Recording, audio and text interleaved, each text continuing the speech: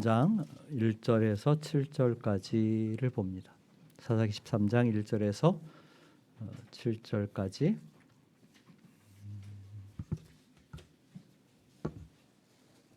한 절씩 교독합니다. 마지막 절을 같이 읽겠습니다. 이스라엘 자손이 다시 여호와의 목전에 악을 행하였으므로 여호와께서 그들을 40년 동안 블레셋 사람의 손에 넘겨주시니라.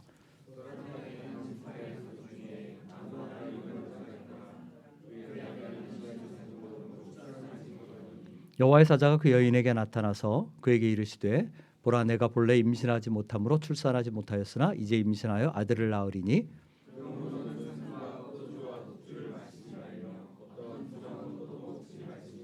보라, 내가 임신하여 아들을 낳으리니 그의 머리 위에 삭도를 떼지 말라. 이 아이는 태에서 나옴으로부터 하나님께 바쳐진 나실인이 됨이라. 그가 블레셋 사람의 손에서 이스라엘을 구원하기 시작하리라 하시니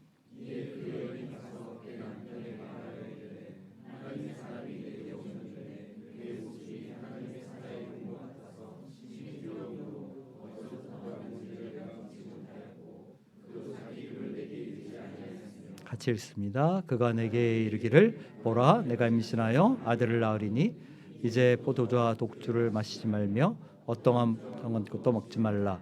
이 아이는 태에서부터 그가 죽는 날까지 하나님께 바쳐진 나실이 됨이라 하더이다 하니라. 아멘. 오늘은 지난주 광고한 것처럼 이용길 목사님 설교하십니다. 멀리서 온 데다가 또 코로나 기간 지나고 건강한 모습으로 이렇게 만나게 돼서 참 반갑습니다. 하나님 은혜 주셔서 저희 여러분들에게 도전과 위로가 가득하길 바랍니다.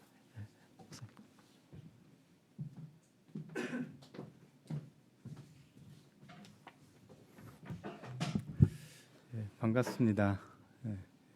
아는 얼굴들도 있어서 반갑고 또 고향 같은 교회여서 또 반갑습니다. 하나님께서 또 오늘 이렇게 만남을 주셨고 또 말씀을 같이 나누면서 많은 은혜가 함께하기 바랍니다. 우리 앞뒤좌우로 잘 오셨습니다. 우리 인사 나누시면서 은혜 많이 받으시기 바랍니다. 한번 인사 나누고 말씀 나누겠습니다. 윤희 권사님이 제일 소리가 큰 것 같아요. 학생들이 가장 많이 듣는 소리 아마 여러분도 마찬가지겠지만 공부해라라는 말을 참 많이 듣지요.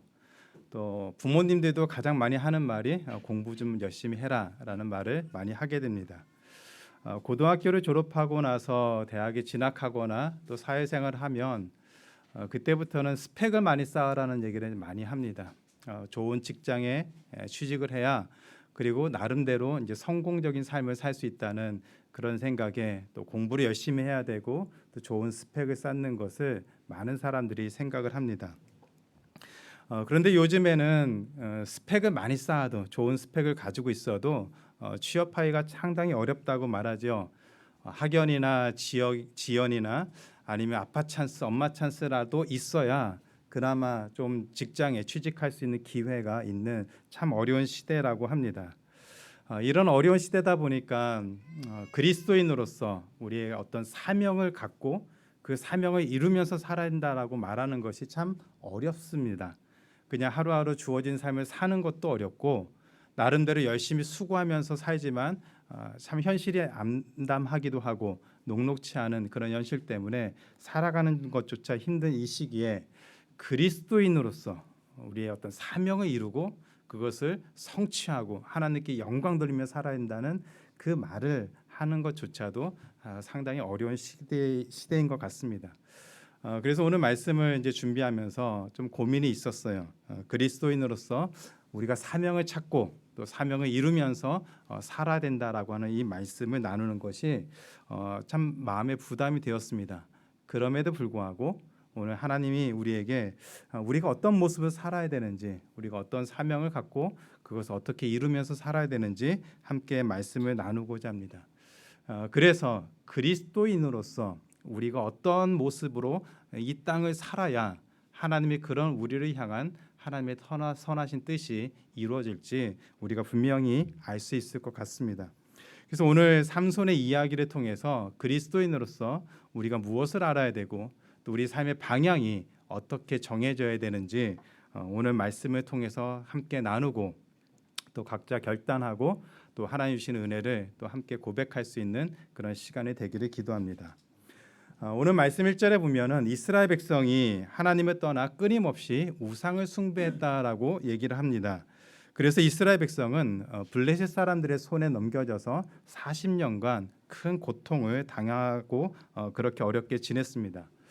그러던 어느 날 하나님이 사자를 보내셔서 삼손의 어머니 그러니까 마누아의 아내에게 앞으로 당신이 아들을 낳을 것이고 그 아들이 어떤 삶을 살 것인지 얘기를 해줬습니다.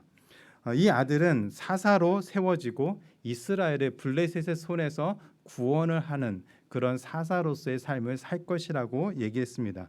그 얘기가 4절과 5절에 이렇게 기록되어 있습니다. 그러므로 너는 삼과 포도주와 독주를 마시지 말며 어떤 부정한 것도 먹지 말지니라. 보라, 내가 임신하여 아들을 낳으리니 그의 머리 위에 삭도를 대지 말라. 이 아이는 태에서 나옴으로부터 하나님께 바쳐진 나실인이 됨이라. 그가 블레셋 사람의 손에서 이스라엘을 구원하기 시작하리라.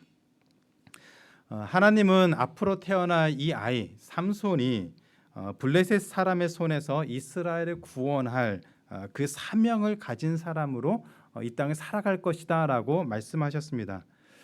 그런데 삼손이 사사로서 살아가는 것과 함께 매우 독특하고 매우 중요한 말씀이 그 안에 첨가되어 있습니다. 그의 머리 위에 삭도를 대지 말라. 이 아이는 태에서 나옴으로부터 하나님께 바쳐진 나실인이 됨이라. 7절에도 동일한 말을 합니다. 이 삼손의 어머니가 그 남편에게 이 사자의 말을 전하면서 동일한 얘기를 하는데 조금씩 바꿔졌지만 내용은 똑같습니다. 하나님의 사자가 내게 이르기를 보라, 내가 임신하여 아들을 낳으리니 이제 포도주와 독주를 마시지 말며 어떤 부정한 것도 먹지 말라. 이 아이는 태에서부터 그가 죽는 날까지 하나님께 바쳐진 나실인이 됨이라 하더이다. 삼손은 어머니의 뱃속에 있을 때부터 하나님이 나실인으로 선택하셨고 그리고 나실인으로 태어나서 나실인으로 살다가 죽는 날에도 나실인으로 죽을 사람이다라고 그렇게 말씀을 했습니다. 구약율법에는 이 나실인이라고 하는 제도가 있습니다. 모든 이스라엘 백성이 다 나실인이 되는 것은 아니었어요. 사람들 중에서 좀 하나님과 더 가까이 또 하나님께 더 가까이 나아가서 자신의 삶과 시간을 드리고 그렇게 좀 헌신하고 싶은 사람이 스스로 기간을 정해서 나실인으로 서원을 합니다. 자신이 기간을 정해서 서원을 해서 그 기간 동안 나실인으로 하나님의 성전을 섬기는 사람이 나실인이었습니다.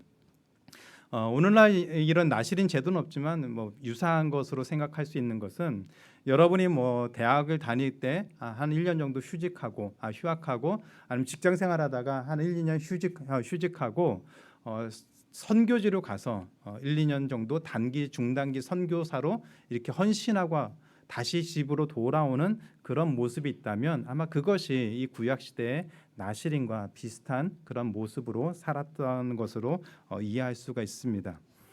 나실인으로 헌신한 사람은 세 가지 규칙을 지켜야 되었습니다. 첫 번째가 포도주와 독주를 마시면 안 되고, 두 번째는 그 머리에 칼을 대지 않는 그 머리카락을 자르면 안 되었습니다. 평생이 아니라 자신이 서원한 기간 동안만 머리카락을 자르면 안 되었습니다. 그리고 세 번째는 시체를 가까이 하면 안 되었습니다. 만약 이 세 가지 규칙 중에서 하나라도 의도적이 아니라 실수로라도 그것을 어기게 되면 정결 예식을 행하고 자신의 머리를 밀고 그리고 다시 나실인 서원을 시작해야 됐습니다. 그래서 만약 예를 들어서 1년을 나실인으로 헌신한 사람이 있다면 364일에 의도치 않게 시체를 만졌거나 가까이 했다면 그날 정결 예식을 행하고 머리를 밀고 그 다음 날 다시 365일을 시작을 하는 것이었습니다. 그리고 기간이 끝나면 다시 원래 생활로 돌아갔습니다. 그런데 삼손의 경우는 매우 특별했습니다. 삼손은 태어나기도 전에 나실인이었고 태어나서도 나실인이었고 그리고 나실인으로 살다가 나실인으로 죽는 종신 나실인이었습니다. 그래서 삼손에게서 이 나실이라는 것을 빼어버리면 아무것도 존재하지 않는 nothing, 그가 누구인가를 설명할 때 나실이라는 것을 빼버리면 삼손을 설명하거나 이해할 수 없는 것이 바로 이 삼손에게 있어서 나실인이었습니다. 그래서 삼손의 정체성, 삼손의 누구인가라고 물어보면 삼손은 나실인입니다. 그것을 빼버리면 삼손을 설명할 수도 이해할 수도 없는 것이 바로 나실인이었습니다. 그래서 삼손의 정체성은 나실인이었습니다. 그런데 여기 아주 큰 문제가 있었어요. 사사로서 이스라엘의 블레셋 손에서 구원하기 위해서, 사사로서 살기 위해서는 블레셋 사람들을 죽여야 했습니다.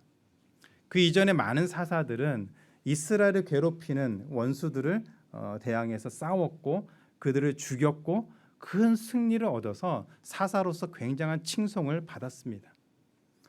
마찬가지로 삼손도 사사로서 그 역할을 잘 감당하려면 전쟁에 나가야 됐고 수많은 블레셋 사람들을 죽여야 됐습니다. 그렇게 많은 사람을 죽이면 사람들은 사사로서 성공한 대단한 일을 했다라고 그렇게 칭찬받고 인정받는 그런 삶을 살 수가 있었습니다. 그런데 사람을 죽이면 삼손은 정결 예식을, 나실인이었기 때문에 정결 예식을 행하고 그 머리를 밀어야 됐습니다. 근데 삼손은 자신이 가지고 있는 힘이, 우리가 성경 말씀 읽어보면 삼손은 어마어마무시한 힘을 가지고 있는데 그 힘의 근원이 한 번도 밀지 않은 그 머리카락에 있다라고 그렇게 생각을 했습니다. 사사로서 수많은 사람을 죽이면 잘했다로 칭찬받지만 그 사람을 죽인 것 때문에 자신의 힘의 근원인 머리를 밀어야 됐고, 그러면 그 머리를 밀면 그 힘이 없어진다는 이런 모순된 상황에 처했습니다. 그래서 사사기 16장에 보면은 드릴라가 삼손의 머리를 밀었을 때에 그가 힘이 없어지고 또 우리와 같은 평범한 사람이 되었다라고 말씀을 하고 있습니다. 수많은 조합 중에서 하나님 우리에게 달란트를 주시고 많은 은사를 주시는데 삼손에게도 그런 은사를 주셨는데 그 수많은 조합 중에서 사사로서 살아야 된다라고 말씀하셨고, 그리고 평생 나실인으로 살아야 된다고 말씀하셨다면 어떻게 보면 이거 두 가지는 굉장히 모순되고 부딪혀서 서로 함께할 수 없는 것처럼 그렇게 보여집니다. 하나님이 바보가 아니라면 이것을 하는 것, 이런 조합을 주신 것이 우리로서는 참 이해가 되지 않습니다. 근데 우리가 알고 있는 하나님은 우리보다 더 지각이 뛰어나신 분이고 전지전능하신 분이신데, 그렇다면 하나님이 삼손에게 사사로서 살면서 나신이라고 하는 정체성을 가지고 살라고 하셨다면 거기에는 분명한 의도가 있습니다. 오늘 말씀을 통해서 하나님이 사사로서 살고 나실이라고 하는 그 정체성을 지키며 살라고 하신 그 부르심 앞에 삼손이 무엇을 놓쳤는지 그것을 우리가 찾을 수 있다면, 하나님이 우리 한 사람 한 사람을 그리스도인으로 불러주셔서 우리에게 기대하시는 삶의 모습과 그리스도인으로서 우리가 어떤 방향으로 살아야 되는지를 다시 한번 확인할 수 있는 시간이 될 것 같습니다.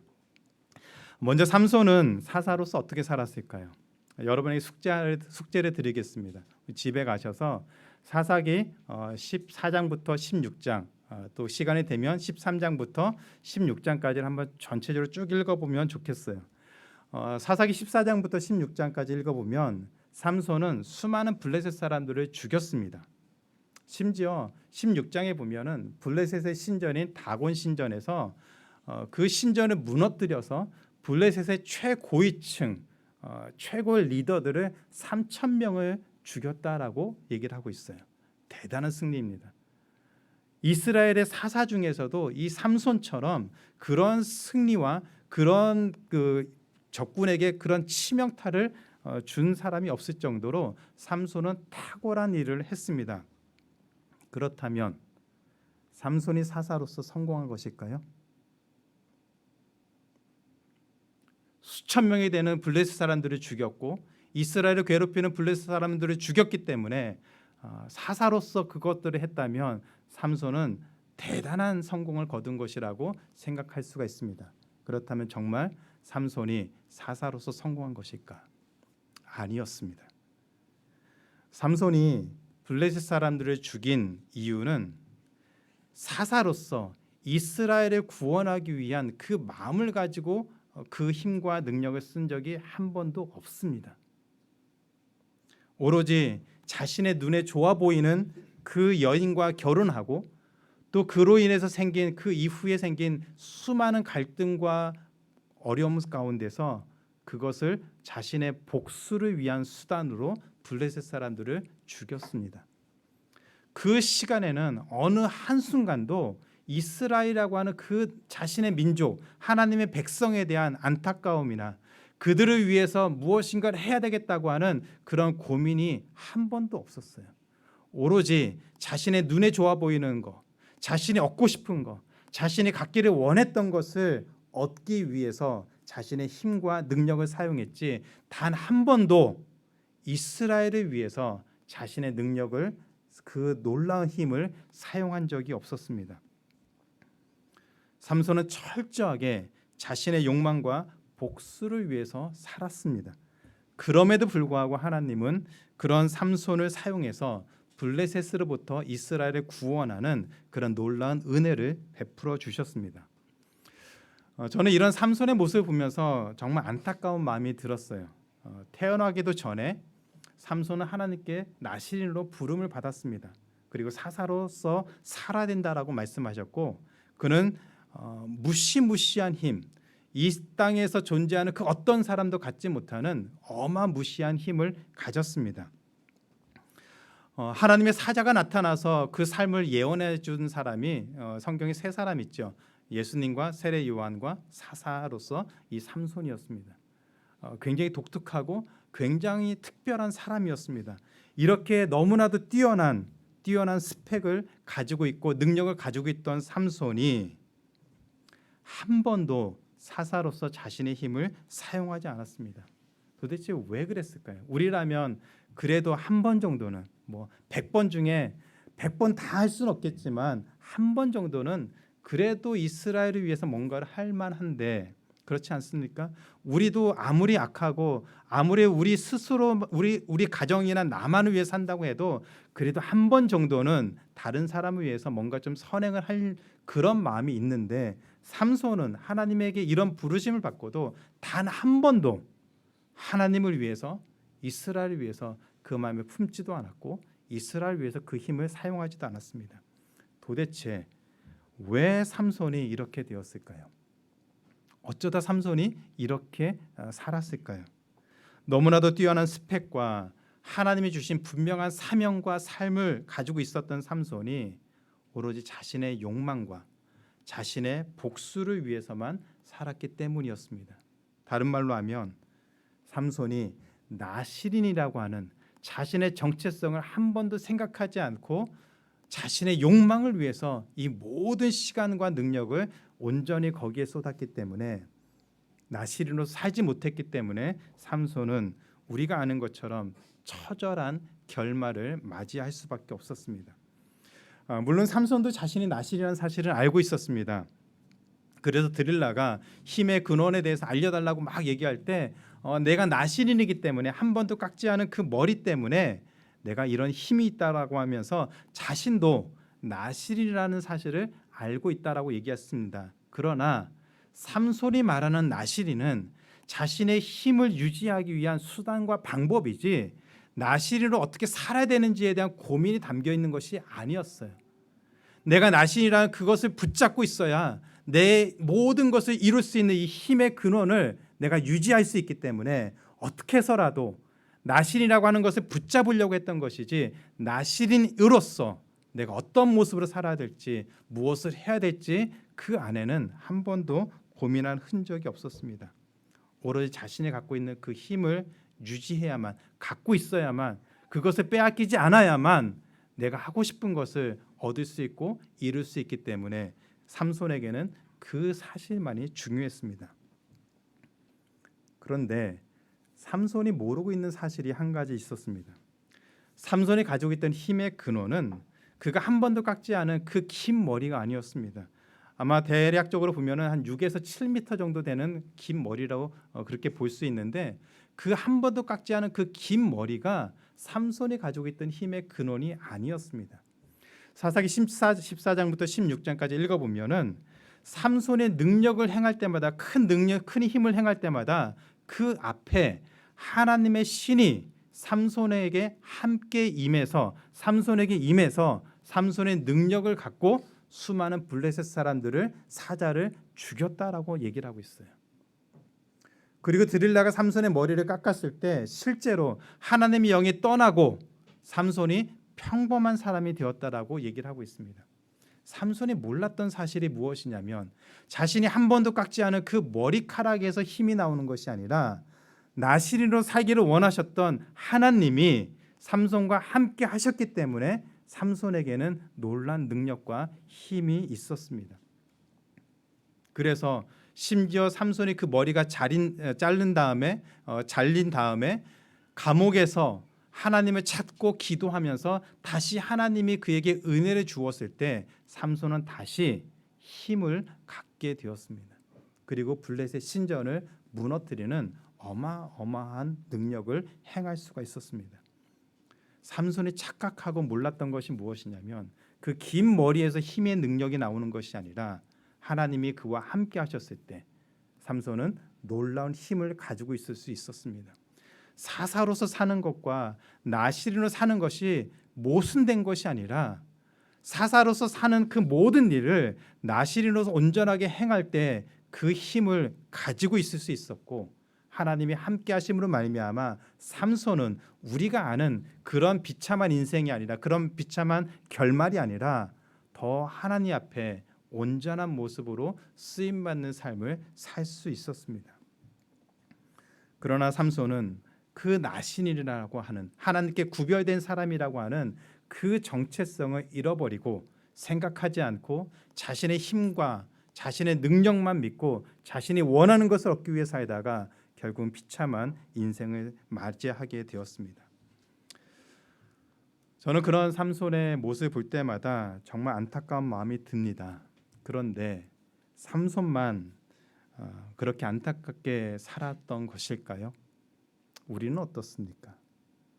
우리는 하나님이 능력을 주셨을까요? 안 주셨을까요? 여기 있는 한 사람 한 사람이 하나님께 받은 능력이 다 있지 않습니까? 그렇다면 우리는 어떻게 살고 있습니까? 분명히 삼손과는 다른 능력을 가지고 있고 다른 스펙을 가지고 있겠지만 하나님은 동일하게 우리를 하나님의 자녀로 불러주셨습니다. 하나님이 삼손을 태에서부터 평생 나시린으로 살라고 그렇게 선택하셨던 것처럼 하나님은 태초에 우리를 하나님의 자녀로 불러서 그리스도인이 되게 하셨습니다. 한번 말씀 찾아보겠습니다. 에베소서 1장 4절부터 6절입니다.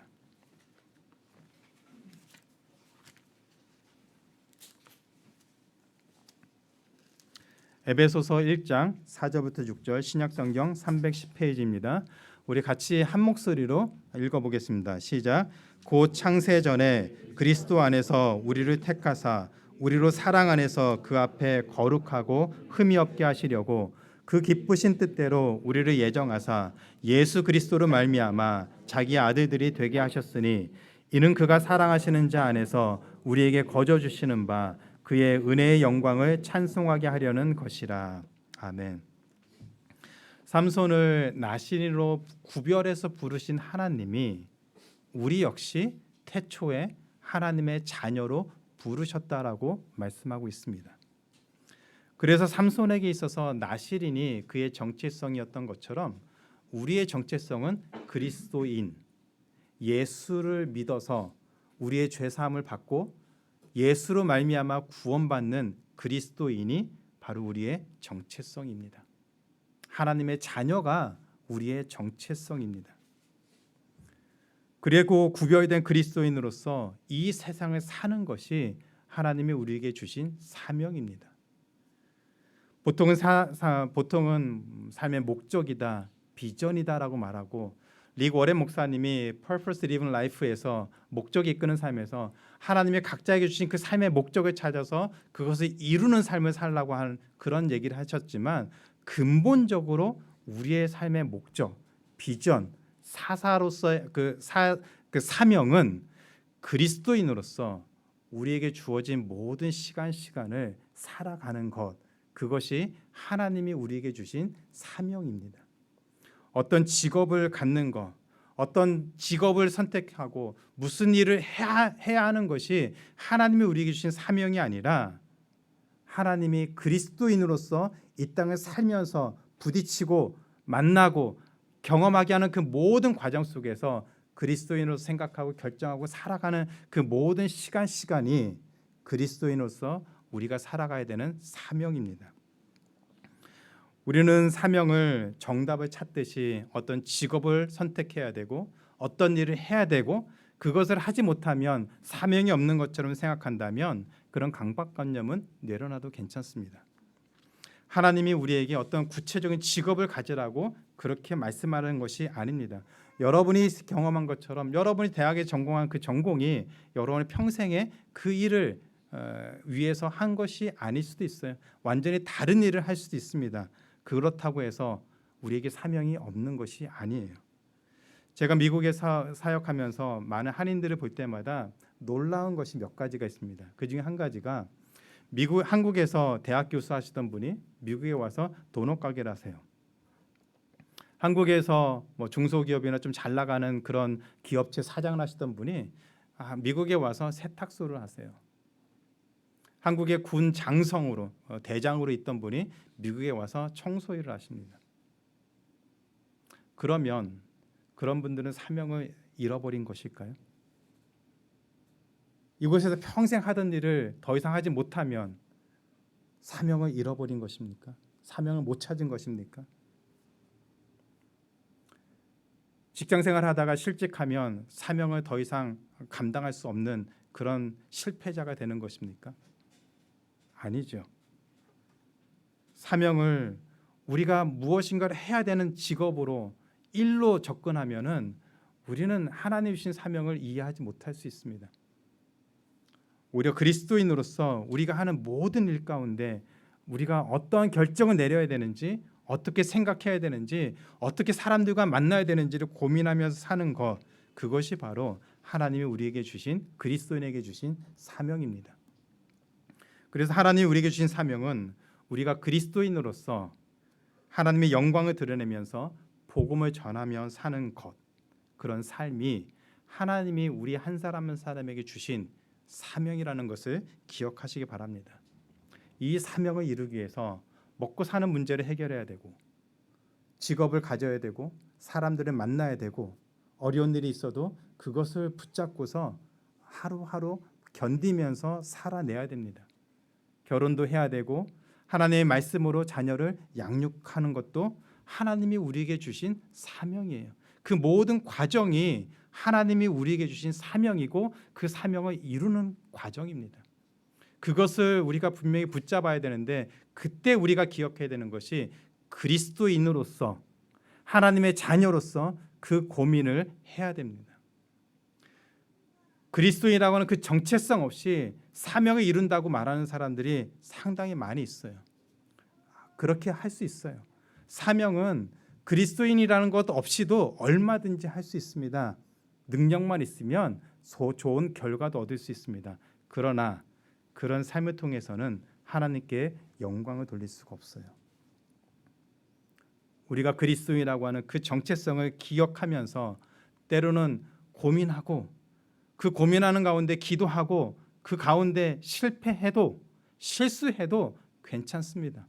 하나님 우리를 인도하시는 과정이기 때문에. 기도하면서 결정했는데 실수한다고, 실패했다고 하나님 우리를 째려보시면서 너 이것밖에 못해? 내가 너에게 이렇게 해줬는데 이것밖에 못해라고 그렇게 하시는 분이 아니죠. 오히려 오래 참으시고 우리의 그 실패에도 불구하고, 실수에도 불구하고, 우리의 부족함에도 불구하고 우리를 회복시키셔서 하나님이 기뻐하시는 뜻을 이루는 그 길로 인도하시는 분이 하나님이십니다. 그 말씀을 사도 바울이 이렇게 표현하고 있습니다. 로마서 8장 28절입니다. 같이 한번 읽겠습니다.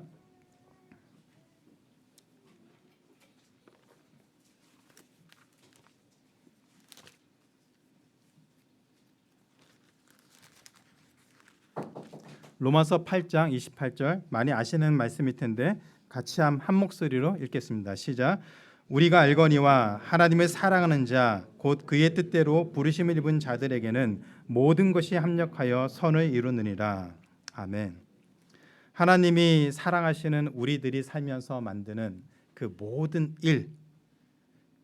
일에는 성공도 있지만 실패도 있고 실수도 있습니다. 물론 이 말씀을 가지고 우리가 아무렇게나 막 살아도 하나님이 우리를 좋은 길로 인도하실 거라는 그런 어리석은 생각을 하면 안 되겠죠. 그러나 우리의 부지런함과 우리의 수고와 몸부림치는 것과 때로는 기도를 하는 가운데 하나님의 뜻이라고 생각해서 찾아가는 그 모든 과정 가운데 그 결과가 우리가 예상한 결과가 아닐지라도 우리가 생각한 것과 다른 결과가 될지라도 그래서 실패가 되고 실수가 될지라도 그 모든 과정과 결과를 하나님이 아시고 인도하셔서 선한 길로 하나님이 보시기에 선한 모습으로 만들어 주시겠다고 하는 약속입니다. 우리가 하나님의 자녀로서 살아가는 그 모든 시간을 하나님이 보시고 그것을 인정해 주시고 그 모든 결과를 하나님이 보시기에 선하게 만들어 주시겠다라고 약속하셨습니다. 그래서 우리의 연약함 때문에 우리의 실수 때문에 우리의 부지런하지 못함 때문에 그 어떤 상황 때문에 생긴 그 결과라고 할지라도 그런 삶을 하나님이 인도하셔서 선한 길로 바꾸어 주신다고 말씀하셨습니다. 우리를 그렇게 인도하시겠다고 하는 하나님의 의지가 담긴 약속입니다. 그 약속을 우리는 분명하게 붙잡고 살아갈 수가 있습니다. 그래서 때로는 좌충우돌하고 실수하고 실패해도 그 안에 머무르고 주저앉지 말고 거기서부터 다시 일어나서 하나님이 인도하심을 구하고 살아갈 수 있는 그 특권이 그리스도인인 우리들에게 있습니다. 하나님이 그것을 우리에게 주셨습니다. 그 길을 하나님이 우리에게 허락하셨기 때문에 주어진 모든 시간 속에서 하나님이 우리에게 붙잡아 주시는 우리에게 주시는 그 은혜를 붙잡고 살아가다 보면 하나님이 우리의 삶을 선한 길로 바꾸시고 인도하시는 것을 분명히 반드시 경험할 수가 있습니다. 그래서 좌충우돌해서 부딪히고 그리스도인으로서 고민하고 때로는 실패해도 괜찮습니다. 실수해도 괜찮습니다. 완벽하지 않아도 괜찮아요. 여러분이 어떤 완벽한 것을 추구하고 그렇게 살아야만 하나님 보시기에 거룩한 모습으로 살아야만 하나님이 그 인생을 받아주신 것이 아니라 우리가 몸부림치는 가운데 가급적이면 좋은 결과가 되면 좋겠지만 우리가 예상치 않은 결과가 될지라도 그런 우리의 삶을 하나님이 지키시고 인도하신다는 것을 믿으시고 주어진 길을 걸어가는 하나님의 귀한 자녀가 되기를 기도합니다. 그것을 살아내는 것이 하나님이 우리에게 주시는 사명이에요. 어떤 큰 일을, 큰 프로젝트를 완성하는 것이 사명을 이루는 것이 아니라 그리스도인으로서 하루에 눈을 뜨고 살아가고 사람을 만나고 사람들과 교제하고 어떤 일을 하고 하는 그 모든 과정 그 가운데 그리스도인으로서 고민하는 그 시간이 하나님이 우리에게 주시는 사명을 이루는 길입니다. 제가 청년들에게 자주 하는 말이 있어요. 오랫동안 청년 사역하면서 청년들에게 늘 강조하는 얘기가 무엇이냐면 청년의 때에 하지 못하면 평생 하지 못합니다. 조금 더 젊었을 때에 하나님을 위해서 고민해보고 그래도 헌신해보고 좌충우돌하면서 시도해보고 그런 것을 통해서 우리가 어떤 모습 살아가야 되는지 고민을 하지 않으면 청년의 때에 그런 모습을 갖지 못하면 평생 우리는 그런 기회를 가질 수가 없어요. 여기 보니까 대부분 연령층이 젊고 아직 젊은 세대들이 많기 때문에 여러분이 그 일을 위해서 기도하고 준비하기를 기도합니다. 여러분의 때에 하나님 주시는 기회와 시간이 있을 때에 하나님을 위해서 고민하고 그 고민한 흔적으로 하루하루를 살아가고 그 삶의 결과를 통해서 하나님 우리를 어떻게 인도하시는지 기대하고 살아가기를 기도합니다. 그렇게 살아가다 보면 하나님이 우리의 삶을 선한 길로 인도하실 줄 믿습니다. 그렇게 살아가면서 일도 하고 사람들도 만나고 가정을 이루고 자녀를 양육하고 세상의 빛과 소금으로 살아가는 그런 삶을 우리가 꿈꾸고 그 삶을 우리 삶 속에서 드러내며 사는 하나님의 자녀가 되어야 됩니다. 왜 세상이 그리스도인들을 욕하고 교회를 욕하고 손가락질합니까? 왜 세상 사람들이 기독교를 개독교라고 비판하고 있습니까? 나시린으로 사는 것을 포기하고 오로지 자신의 욕망을 위해서, 복수를 위해서 살았던 삼손처럼 그리스도인들이 이 세상을 그리스도인이라고 하는 그 정체성을 내려놓고 잊어버리고 자기가 하고 싶은 것을 위해서 자기의 능력을 그렇게 사용하면서 살아가고 있기 때문에 세상이 교회를, 그리스도인들을, 기독교를 염려합니다. 세상을 교회가 염려하고 걱정하고 바른 길로 인도해야 되는데 오히려 세상이 교회를 염려합니다. 저렇게 되면 안 된다라고 세상이 염려를 합니다. 참 안타까운 현실이죠. 이런 세상을 우리가 지금 살아가고 있습니다. 그래서 우리가 다시 주어진 삶을 살아내야 돼요. 여러분이 각자의 자리에서 그리스도인으로서 고민하고 그 삶의 모습을 돌아보고 하나님이 우리에게 향하신 그 뜻이 무엇인지를 매 순간순간 고민하면서 그 결과를, 그 과정을 하나님 앞에 가지고 나와야 됩니다. 그런 그리스도인들이 곳곳에서 일어나야 하나님의 교회가 살아나고 하나님이 우리를 이 땅에 보내신 그 일들이 일어날 줄로 믿습니다. 이제 우리 차례입니다. 하나님이 우리를 통해서 교회를 교회되게 하시고 그리스도인들이 그리스도인으로 세워지는 그 날이 일어나게 되기를 기도합니다. 여러분에게 그 책임이 있고 여러분이 앞으로 그것을 위해서 기도하고 준비해야 됩니다. 비록 삼손은 실패했지만 그런 실패한 삼손도 하나님이 사용하셨습니다. 그리고 오늘 우리에게 말씀하고 있습니다. 그래서 우리의 정체성, 우리가 누구인가, 그리스도인으로서 고민하고 살아가는 그런 결단을 하면서 좌충우돌하고 때로는 실패하고 실수해도 그 자리에서 다시 하나님을 찾고 나오고 하나님과 씨름하고 그리스도인으로 살아가는 그 삶의 모습을 고민하는 그 흔적을 가지고 주어진 삶을 사는 하나님의 귀한 자녀가 되기를 축복하며 기도합니다. 이제 말씀 맺겠습니다. 제가 미국에서 사역하는 교회에서 좀 연세가 한 70대신 분을 시간 날 때마다 도와드리고 있는 분이 계십니다. 이분은 망상 장애를 앓고 있는 분이에요. 상상과 현실을 혼동하고 있어요. 그분이 하는 얘기 들으면 이게 현실의 이야기인지 그분의 실제 이야기인지 아니면 상상 속에 있는 이야기인지 구분할 수가 없어요. 더 안타까운 것은 이분이 신분증을 다 잃어버렸습니다. 미국의 제일 중요한 신분증이 운전면허증인데 운전면허증을 잃어버리고 여권도 잃어버리고 시민권, 미국 시민권 증서도 잃어버리고 모든 신분에 관련된 것을 다 잃어버려서 그것을 증명할 수가 없어요. 그래서 공공기관에 찾아가서 어떻게든 뭐라도 좀 도움을 받을 수 있게 좀 찾아가서 그 전산망에 있는 그 사진과 그 인포메이션을 이분이 다 얘기해주고 그 사진과 이분의 실물을 보면서 이 사람이 이 사람입니다라고 그렇게 설명을 해줘도 도움을 받을 수가 없어요.